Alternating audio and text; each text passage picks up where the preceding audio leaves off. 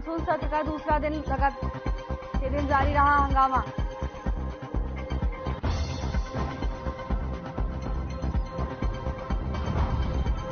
उत्तराखंड के विधायक होंगे मालामाल, बढ़ाया जाएगा विधायकों का वेतन भत्ता, विधायकों को मिलेंगे करीब 4 लाख रुपए।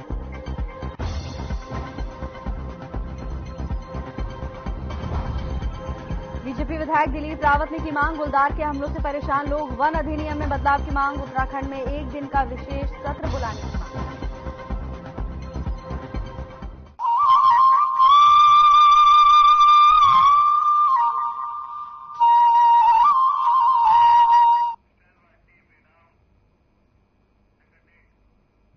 नमस्कार, हमारा उत्तराखंड में आपका स्वागत है। मैं हूं आपके साथ भावना त्रिपाठी। रुख करेंगे प्रदेश की तमाम बड़ी खबरों की ओर।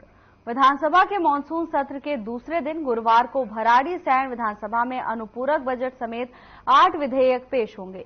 इनमें 3 अध्यादेश भी शामिल हैं, जिन्हें बुधवार को सदन के पटल पर रखा गया था।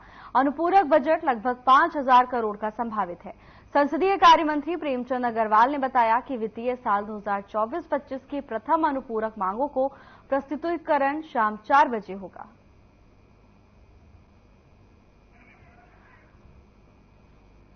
गैरसैंण में मानसून सत्र लगातार जारी है, तो वहीं संसदीय कार्य मंत्री का बयान सामने आया है, जिसमें उन्होंने बताया है कि अनुपूरक बजट जल्द ही पेश किया जाएगा। भराड़ीसैंण विधानसभा में 8 विधेयक पेश होंगे, जिसको लेकर संसदीय कार्य मंत्री प्रेमचंद अग्रवाल ने जानकारी साझा की है। गैरसैंण में मानसून सत्र की कार्रवाई जारी है। मानसून सत्र का दूसरा दिन हंगामेदार रहा। विधानसभा अध्यक्ष ऋतु खंडूरी ने कहा कि सत्र के दिन अनुपूरक बजट पेश हुआ। सदन में कई विधेयक और अध्यादेशों को रखा गया। देखिए, आप जानते हैं कि आज बहुत महत्वपूर्ण दिन है विधानसभा सत्र के लिहाज से। आज 8 विधेयक टेबल किए जा रहे हैं, जिसमें अनुपूरक बजट भी है। प्रश्नकाल चलेगा। उम्मीद कर रहा हूं हमारे माननीय सभी विधायक इसमें बहुत गंभीरता से भाग लेंगे।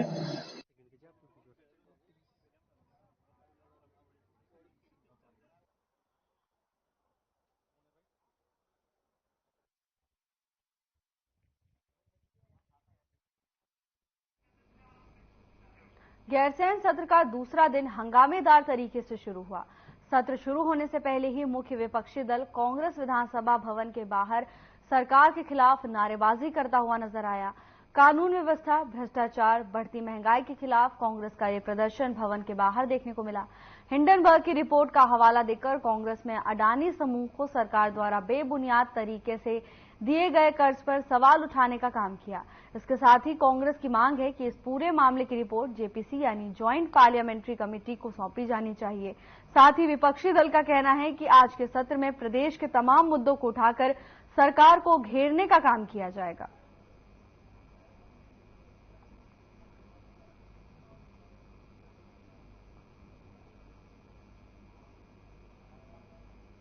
विदेशों में, देश में अलग अलग जगह आप देखें तो अलग अलग व्यवस्थाएं हैं, और ये तो मानने की बात है कि 24/7 का जॉब है। और 24/7 के जॉब में अगर कोई ऐसी सुविधाएं जो मूलभूत हों वो तो बनती हैं, और जो मूलभूत से बाहर हैं वो गलत है। देखिए, सदन के अंदर सबसे जो बड़ा मुद्दा है कानून व्यवस्था। जिस खाकी वर्दी पर एक आम आदमी का भरोसा होता है कि कोई अगर मुझसे कुछ गलत करेगा तो ये उसका संरक्षण करेंगे, उस आदमी को न्याय दिलाएंगे, उसी खाकी वर्दी की स्थिति यह है कि प्रदेश में हमारे कानून व्यवस्था ध्वस्त है। उस पर हम बातचीत कर रहे हैं। जमीनों की खुर्द-पुर्द सरकार बात करती है कि हम राजस्व बढ़ा रहे हैं, कर रहे हैं। जो बेशकीमती जमीन जो सरकारी थी, उसे कौड़ियों के दाम अपने चहीतों को देने का काम सरकार ने किया है। हम उस पर बात कर रहे हैं। रोजगार और रोजगार व्यवस्था, हर तरीके से उत्तराखंड के रोजगार को खत्म करने का काम ये सरकार कर रही है। हम उस पर बात कर रहे हैं। स्वास्थ्य की बदहाल व्यवस्था पर हम बात कर रहे हैं। इन सब मुद्दों पर आज हम विधानसभा के अंदर बात करेंगे। सदन में हम प्रमुख मुद्दों को उठाएंगे। ध्वस्त होती हुई कानून व्यवस्था है, भ्रष्टाचार है, शिक्षा है, स्वास्थ्य सेवाओं की बदहाल स्वास्थ्य सेवाएं हैं। उन मुद्दों को तो हम उठाएंगे ही, लेकिन आज देश के हालात क्या है? केंद्र सरकार, मोदी सरकार लगातार विपक्ष के नेताओं पर अनर्गल आरोप लगाकर, मिथ्या आरोप लगाकर सीबीआई, आईटी और अन्य संस्थाओं का दुरुपयोग कर रही है, इस्तेमाल कर रही है। हम उसका विरोध करते हैं, क्योंकि लगातार देखने में आया है कि सीबीआई ने और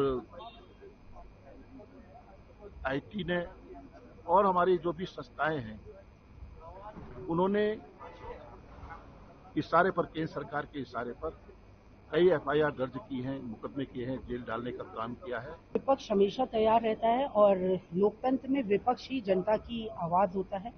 हम तो अवधि बढ़ाने की मांग करते हैं कि अवधि बढ़नी चाहिए, लेकिन हमारी तैयारी पूरी है। हम हर वो मुद्दा जो जनहित से जुड़ा हुआ है उसको रखेंगे। आज आप देख रहे हैं कि भ्रष्टाचार चरम पर है, कानून व्यवस्था पूरी तरीके से ध्वस्त हो चुकी है। महिला सुरक्षा के मामले में हम पिछड़ते जा रहे हैं। छोटी छोटी बच्चियों तक को हमारे राज्य में आज अपने आप को सुरक्षित नहीं महसूस कर रही, उनको मौत के घाट उतार दिया गया है। सूखा जो नशा है वो राज्य को एक दीमक की तरह युवा वर्ग को चपेट में ले रहा है। बेरोजगारी चरम पर है। तो ऐसे तमाम मुद्दे, किसानों से जुड़े हुए मुद्दे हैं, हम हर वर्ग के मुद्दे को। उत्तराखंड एक जैव विविधता के रूप में पूरी दुनिया में जाना जाता है। उत्तराखंड में जंगल और वन्य जीवों के संरक्षण के लिए सरकार द्वारा कई प्रयास भी किए जाते रहे हैं। लैंसडाउन विधायक दिलीप रावत का एक बड़ा बयान सामने आया है। विधायक दिलीप रावत ने सरकार से इस मामले पर समीक्षा करने, वन अधिनियम में बदलाव करने और गुलदार के हमले में मारे गए लोगों के परिजनों के लिए मुआवजा राशि बढ़ाने की मांग भी की है।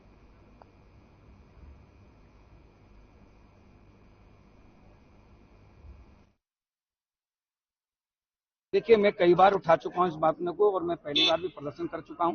और मैं निश्चित रूप से, हम पर्वतीय क्षेत्र से आते हैं, यहाँ गुलदारों ने बहुत ज्यादा लोगों को परेशान कर रखा है। घर की माँ की गोद से बच्चों को छीना जा रहा है, गुलदार उनका शिकार बना रहे हैं, और दूसरी तरफ हमारे वन अधिनियम की आड़ में हमारे विकास कार्य अवरुद्ध हो रहे हैं।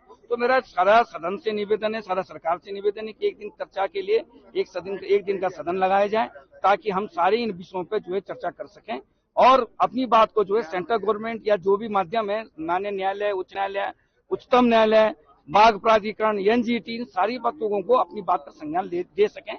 इसलिए मैंने ये कहा कि एक दिन का यहाँ पर सदन होना चाहिए और जो गुलदारों से मारे जा रहे हैं उनका मुआवजा भी बढ़ना चाहिए।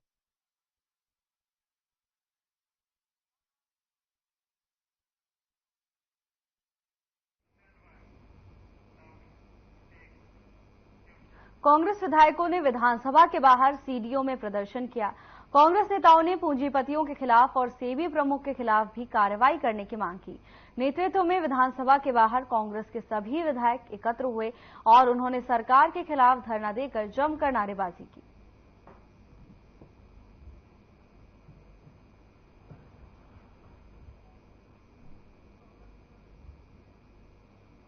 देखिए कि जिस तरह से केंद्र सरकार, मोदी जी की सरकार लगातार विपक्ष के नेताओं के खिलाफ सीबीआई, ईडी, आईटी का इस्तेमाल कर रही है, दुरुपयोग कर रही है, और इसका हम पूरे प्रदेश में, पूरे देश भर में विरोध कर रहे हैं।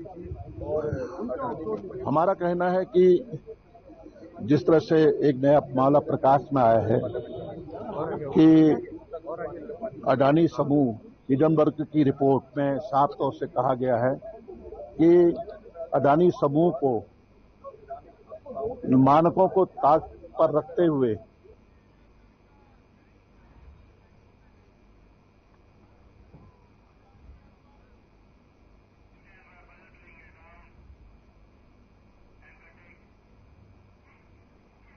उत्तराखंड विधानसभा के मानसून सत्र के दूसरे दिन प्रदेश सरकार सदन पटल पर अनुपूरक बजट पेश किया है। अनुपूरक बजट 2024 से 25 का 5,000 करोड़ रुपए से ज्यादा का बजट पेश किया गया है, जिसमें लगभग 3,000 कई करोड़ राजस्व पक्ष में और लगभग कई करोड़ पूंजीगत पक्ष में है। केंद्र पोषित योजनाओं के अंतर्गत कई करोड़ और ब्रह्मा सहायतित योजनाओं के अंतर्गत करोड़ों का प्रावधान इस अनुपूरक बजट के माध्यम से किया गया है।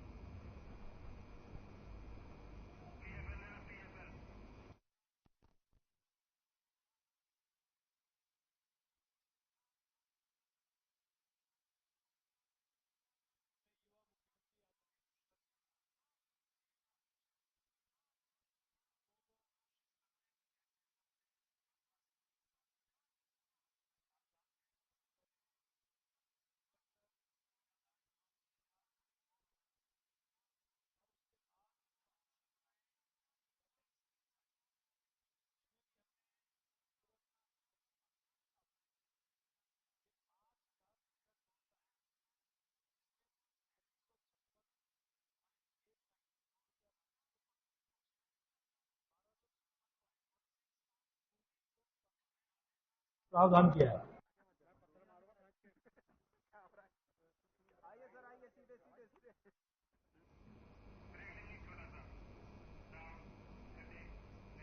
एक छोटे से ब्रेक के लिए रुकेंगे, जल्द हाजिर होंगे ब्रेक के बाद।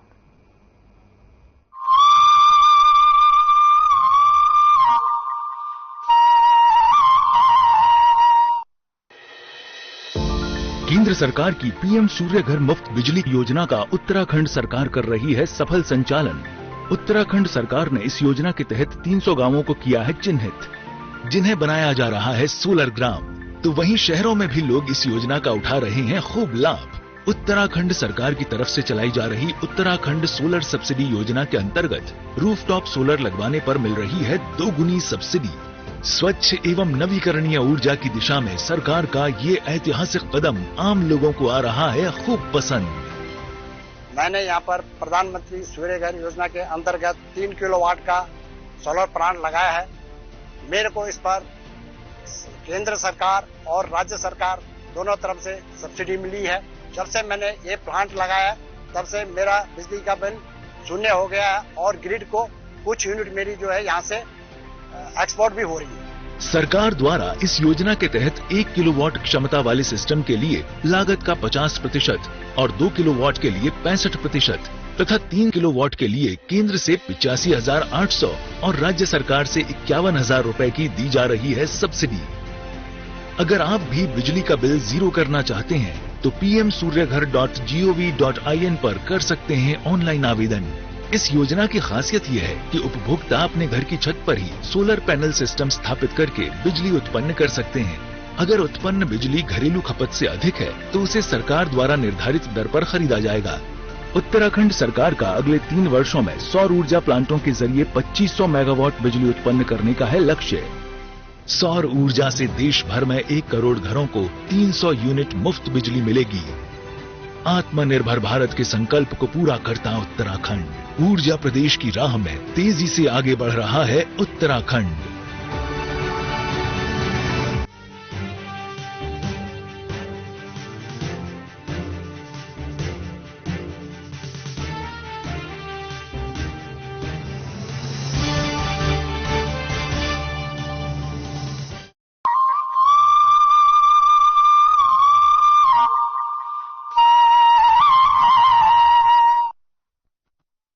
ब्रेक के बाद आपका स्वागत है। खबरों में आगे बढ़ेंगे। गैरसैंण में चल रहे मॉनसून सत्र के बीच देहरादून में कांग्रेस कार्यकर्ताओं ने ईडी कार्यालय का घेराव किया। बता दें कि कांग्रेस प्रदेश अध्यक्ष करण माहरा के नेतृत्व में यह विशाल धरना प्रदर्शन किया गया। दरअसल विपक्ष के नेताओं के खिलाफ ईडी सीबीआई के दुरुपयोग किए जाने का आरोप लगाकर कांग्रेस ने ईडी कार्यालय का घेराव किया। ईडी सीबीआई के दुरुपयोग के मुद्दे के साथ कांग्रेस ने प्रदर्शन किया। इस दौरान बड़ी संख्या में कांग्रेस के नेता और कार्यकर्ता मौजूद रहे। खबर देहरादून से है, जहां विधानसभा सत्र के सदन के बाहर कांग्रेस कार्यकर्ताओं ने जोरदार प्रदर्शन किया। इस दौरान उन्होंने ईडी कार्यालय का घेराव किया, तो वहीं सेबी इसके साथ ही उन्होंने सेबी के निदेशक से भी इस्तीफा देने की मांग की है। देश भर में कांग्रेस प्रदर्शन कर रही है, ईडी को लगातार घेरा जा रहा है। इसी क्रम में गैरसैंण में मॉनसून सत्र के दूसरे दिन लगातार प्रदर्शन किया गया।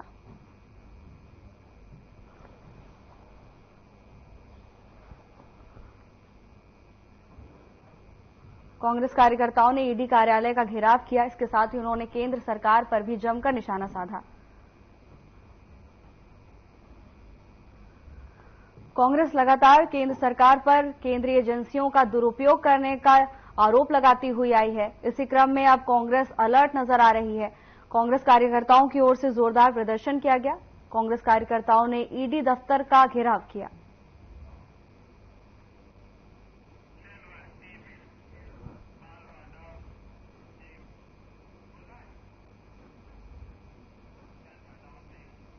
नारायणबगड़ प्रखंड के कुलसारी गैराबारम मोटरमार्ग निर्माण के कारण बारिश के दौरान स्कूल परिसर और कक्षाओं में मलबा पत्थर घुसने से छात्र छात्राओं में भगदड़ मच गई और इससे विद्यालयों के कक्ष में मलबा पसर गया, जिससे सभी की चिंता की लकीरें उभर आईं। स्कूल प्रबंधन समिति के प्रभारी प्रबंधक देवेंद्र सिंह ने बताया कि स्कूल से लगभग 50 मीटर ऊपर से आजकल निर्माण दायी संस्था पीएमजीएसवाई के अधीन कुलसारी गैराबारम मोटर मार्ग का सुधारीकरण कार्य चल रहा है। विद्यालय और छात्र छात्राओं की सुरक्षा के दृष्टिगत निर्माणदायी संस्था के लोगों को पहले ही स्कूल के ऊपर से तरह जल निकासी की व्यवस्था करने का बहुत बार आग्रह किया जा चुका था, लेकिन कोई ध्यान नहीं दिया गया। खबर चमोली से है, जहां बारिश आफत बनकर बरस रही है। स्कूल में मलबा और पत्थर घुस गया, जिसके बाद विद्यार्थियों में हड़कंप मच गया। स्कूल प्रबंधन का कहना है कि निर्माणदायी संस्था की लापरवाही की वजह से ये दुर्घटना हुई है। जहां एक तरफ गर्मी से लोगों को राहत दिलाती है बारिश, तो वहीं दूसरी तरफ आसमान से आफत बनकर भी बरस रही है। भारी बारिश के चलते स्कूल के ऊपर मलबा गिर गया, जिससे छात्रों में हड़कंप मच गया।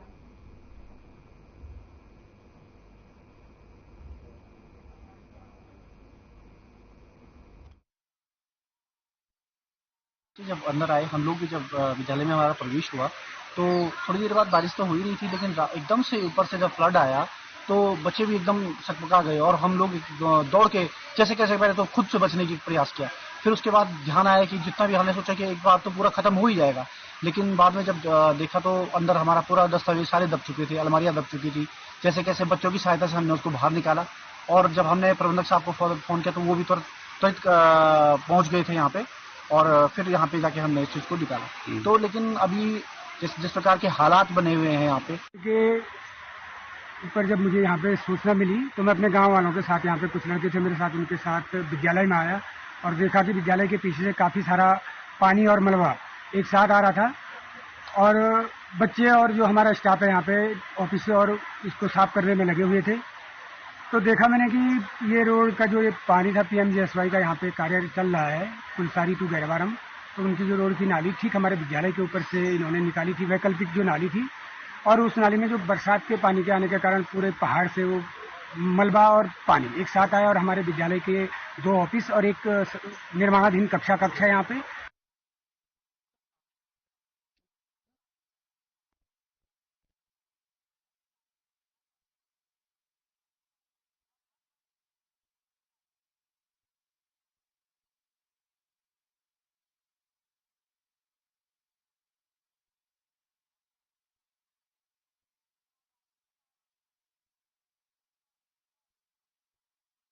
कक्षा में बैठे छात्रों में हड़कंप मच गया। स्कूल प्रबंधन का कहना है कि जल निकासी की सही व्यवस्था न होने के कारण यह हादसा हुआ है।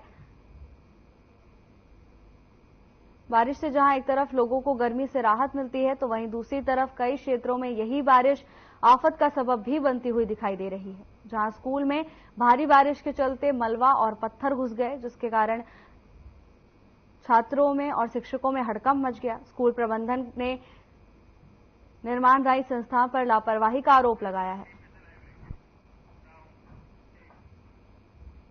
टिहरी में अतिवृष्टि से आफत देखने को मिल रही है। आपदा प्रभावित क्षेत्रों का स्थलीय निरीक्षण करने मुख्यमंत्री पुष्कर सिंह धामी खुद पहुंचे और प्रभावित क्षेत्रों का जायजा लिया।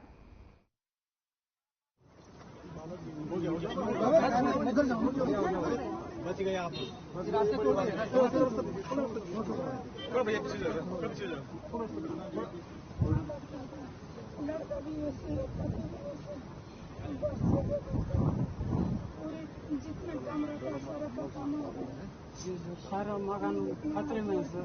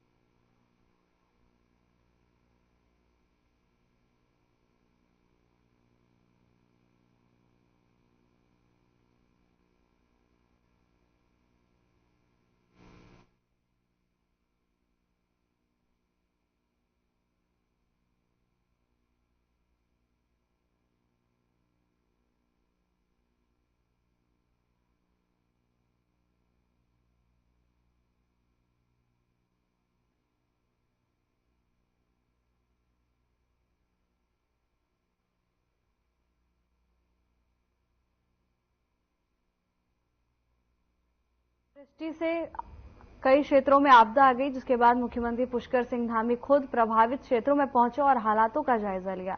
इस दौरान उनके साथ कई आला अधिकारी भी मौजूद रहे, तो वहीं उन्होंने तुरंत पीड़ितों को राहत देने की बात कही है। अतिवृष्टि के कारण टिहरी में आपदा प्रभावित क्षेत्रों का स्थलीय निरीक्षण करने मुख्यमंत्री पुष्कर सिंह धामी खुद पहुंचे और मौके पर जायजा लिया। इस दौरान उनके साथ तमाम आला अधिकारी भी मौजूद रहे। मुख्यमंत्री पुष्कर सिंह धामी जैसे ही टिहरी पहुंचे, लोगों की भारी भीड़ जमा हो गई, तो वहीं मुख्यमंत्री ने आश्वासन दिया है कि जल्द से जल्द स्थिति पर काबू पा लिया जाएगा। मुख्यमंत्री पुष्कर सिंह धामी आपदा प्रभावित क्षेत्रों में पहुंचे। अतिवृष्टि के कारण हुए नुकसान को लेकर उन्होंने जायजा लिया, तो वहीं कई आला अधिकारी भी मौके पर मौजूद रहे।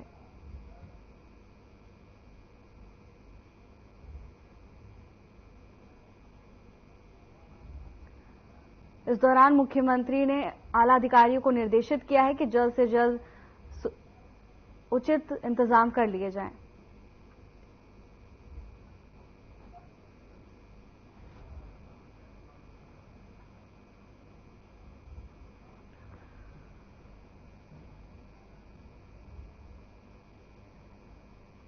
टिहरी में आपदा प्रभावित क्षेत्रों का स्थलीय निरीक्षण करने के लिए मुख्यमंत्री पुष्कर सिंह धामी पहुंचे।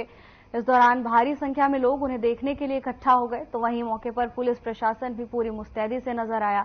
सुरक्षा के कड़े इंतजाम किए गए थे। मुख्यमंत्री ने लोगों से बातचीत भी की और उनका हाल भी जाना।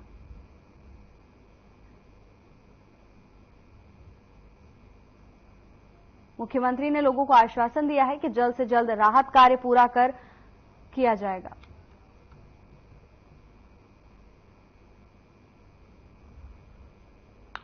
टिहरी में अतिवृष्टि के कारण भयंकर तबाही देखने को मिली, जिसके बाद मुख्यमंत्री पुष्कर सिंह धामी खुद टिहरी पहुंचे और आपदा प्रभावित क्षेत्रों का निरीक्षण किया।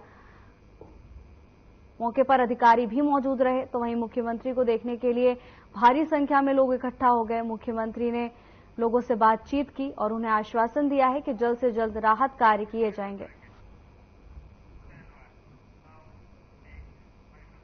फिलहाल के लिए बस इतना ही। जल्द हाजिर होंगे नई अपडेट्स के साथ। नमस्कार।